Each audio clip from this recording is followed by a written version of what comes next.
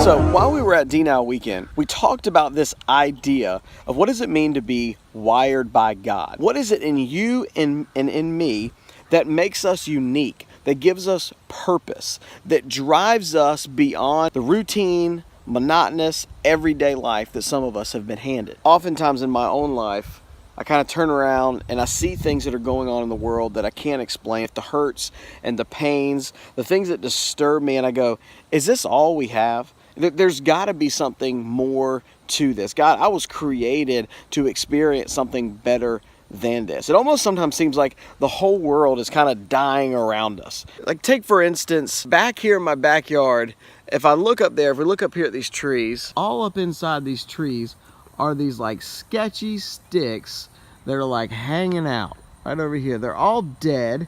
They're cut off short. And they're right above where my hammock is. Sometimes when I'm sitting back here and I'm looking at all of those up there and the wind starts blowing around, I'm kind of like, okay, if one of those falls on me, I might be in trouble. In the outdoors world, camping world, they call them widow makers because they'll sometimes come through the tent and that's not ever any good. You don't want any part of that. But when I look up in these trees, I see that, well, there's parts of these trees that are dying. And as a matter of fact, the longer that I live here, I'll probably see some of these trees die, and they're not going to last forever. Now God has wired you and I in a way that we have this inward desire, this craving for something more, for something better. So oftentimes in this world and in this life, when we experience pain, when we experience difficulty, the reason that it stands out so much is that you and I were created and that we were wired for something that is so much greater and so much better, that is without pain, that is without trouble. Several years ago, I was having a good time with some students, playing a little bit of football in a park, and I ended up breaking my orbital bone. You can kind of see the scar still. It was a crazy freak accident. Their head hit me right here, and it was pretty bad. They had to go in and they had to put in some titanium plates, which you can see right here in this picture. Pretty crazy stuff, a screw, a couple other things, and you know what? Now I'm good to go. You are terminated. Now, when I think about that injury, it reminds me of what the Apostle Paul says in 2 Corinthians chapter 5, verse 1 through 10. For we know that when this earthly tent we live in is taken down, that is, when we die and leave this earthly body, we will have a house in heaven, an eternal body made for us by God Himself, and not by human hands. If we understand that this earth is not our home, that we are wired for something greater, then what does that mean for the way that you and I live on this earth? The fact is, YOLO ain't true. I mean, think about this. You and I are only going to live on this world for maybe 100 years, but yet we have all of eternity with God. So what does that mean as far as our responsibility right here on the earth with other people?